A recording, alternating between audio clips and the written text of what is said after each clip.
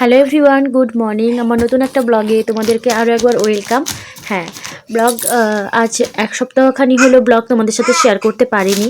তার কারণ হচ্ছে আমার মামামের একটু শরীর অসুস্থ ছিল, আর বাচ্চার শরীর অসুস্থ হলে না কিছুই করতে ভালো লাগে না। এই ভিডিওগুলো আমার 3-4টে ভিডিও পেন্ডিংয়ে আছে, তো মানে পুরোনো বছরের পেন্ডিংয়ে আছে, তো ওইটাই তোমাদের সাথে শেয়ার করব। এই দেখো এখন ব্লগ এডিট করছি, আমার মামামের চিৎকার শুনতে পাচ্ছ, ওই ডিস্টার্ব করে, ঠিক আছে, একটু মেনে নিও তোমরা। যাই হোক, সকালবেলা চা করে নিলাম, চা করে ডিম, কিছু ড্রাই ফ্রুটস, এখানে ডিম সিদ্ধ করেছিলাম আর কিছু ড্রাই ফ্রুটস ভিজিয়েছিলাম, সেটা হচ্ছে বরের জন্য, আর মামাম যদি একটু খায় তো খায়। তো যাই হোক, তারপরে আমি পাউরুটি সেঁকে নিলাম, চা দিয়ে খাবো। তারপর সেসব কাজ করে মামামকে খাইয়ে দাইয়ে নিচে চলে এসেছি। এখানে দেখো আনাজ করে ফেলেছি, সবটা ভিডিও করতে পারিনি। যাই হোক, অসময়ে দেখো শ্বশুর আবার আম নিয়ে এসছে, আমের আবার চাটনি হবে।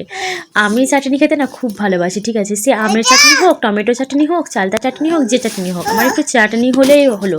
বিয়ের আগে না চাটনি ছাড়া ভাত খেতাম না, বিশ্বাস করো, মাছ খেতামই না, পাতি আনতামই না। যাই হোক, আমাদের আজকে দুপুরের মেনুতে ছিল থানকুনি পাতার চচ্চড়ি, আর ছিল মাছের ঝোল, তারপরে আগের দিনে রাতের হচ্ছে একটু মাংস হয়েছিল, বেশি হয়ে গেছিলো, সেটা, আমের চাটনি, মাছের তেল, ঠিক আছে। তো যাই হোক, এটা দিয়ে আমরা দুপুরে, আমার বর ডিউটি থেকে আসার পর আমরা খাওয়া দাওয়া কমপ্লিট করে ফেললাম। তারপরে দেখো, এই যে আমি গাছ লাগাচ্ছি, এটা হচ্ছে প্যারা গাছ। বিশ্বাস করবে না, এটা আমার তোমরা হয়তো ভাববে লোক দেখানো, বিশ্বাস করো, আমি গাছ লাগাতে এত ভালোবাসি, আর আমার গাছ হচ্ছে বলতে গেলে আমার আরেক প্রাণ। বিয়ের আগে প্রচুর গাছ লাগিয়েছি, এখন তো অনেক রকম সার বেরিয়েছে গাছ লাগানোর জন্য। এই ভিডিও দেখে দেখে দেখেছি যে অনেকে কোকোপিট আরও কত রকম সার ব্যবহার করে, কিন্তু আমি বিয়ের আগে যখন গাছ লাগাতাম না, অনেক লোকেদের বাড়ি থেকে চেয়ে চেয়ে আনতাম যে আমাকে এই ডালাটা দাও, একটু লাগাবো, সবাই দিত, ভালোবেসে দিত। তো আমি সেসব না মাটিতে লাগিয়ে দিতাম, আর জল আর গোবর সার ছাড়া কিছুই ব্যবহার করতাম না। যাই হোক, সেসব কথা নয়, পরে শেয়ার করব, বিয়ের আগের কথা। এখন বিয়ের পরে, আজকে জানো তো আমাদের ঘরে বড়ি দেওয়া হয়েছে। আজকে সকাল থেকে প্রচুর কুয়াশা ছিল, জানি না বড়িটা ভালো হবে কিনা, তারপরে দেখলাম দুপুরের দিকে একটু রোদ দিল। যাই হোক, আমি এখন খাওয়া দাওয়া করে কিন্তু গাছটা লাগাচ্ছি। আমি এখানে প্যারা গাছ, সপেদা গাছ এই প্রথমবার ছাদ বাগানে লাগাচ্ছি।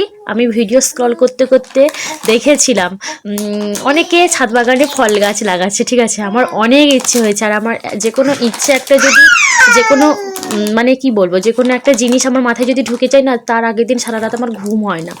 ওই বলে বরের পাহাড় ধরে আমি প্যারা গাছ আর সবেদা গাছ লাগাচ্ছি। জানি না ভগবান কি দেবে আমাকে ফল, কষ্ট করে লাগালাম, গাছটা বাঁচলেই হলো। যাই হোক, সে 2 বছর 3 বছর পরে ফল দিক না, কি হয়েছে তাতে। যাই হোক, গাছ লাগানো আমার কমপ্লিট হয়ে গেলো। আর এই গাছের সম্বন্ধে অনেক কিছু পরে বলবো তোমাদের সাথে। সন্ধ্যা হয়ে গেছে, এখন সন্ধ্যাতে দেখো, এখন হচ্ছে সন্ধ্যা দিব গোপুদের। তো এই বোতলটা, যে সবুজ বোতলটা দেখতে পাচ্ছ, এটা হচ্ছে আমার দিদির ঠাকুর, যেহেতু আমার কাছে আছে, বোতলটা বাবার বাড়িতে ছিল, আমি নিয়ে এসেছি। বোতলে তেল ছিল, মা তিল তেল দিয়েছিল, তো মা বললো তিল তেলে নাকি সন্ধ্যা দিতে হয়, অনেকে বলছে, ওই জন্য আমি বরকে বলেছিলাম তিল তেল আনতে। এই যে তিল তেলটা এনেছি, এটা এখন খুলে তারপর সন্ধ্যা দিব। তো আমার সন্ধ্যা দেওয়া কমপ্লিট। এখন আমি চা, চপ, মুড়ি নিয়ে বসে গেছি। সন্ধ্যাবেলা না এইসব জিনিস খেতে খুবই ভালো লাগে। যাই হোক, রাতের মেনুতে আমাদের ছিল রুটি তরকারি। তো ব্লগটা কেমন লাগলো অবশ্যই কমেন্ট করে জানিও। দেখা হচ্ছে নেক্সট কোনো ব্লগে। চলো টাটা, সবাই ভালো থেকো, সুস্থ থাকো।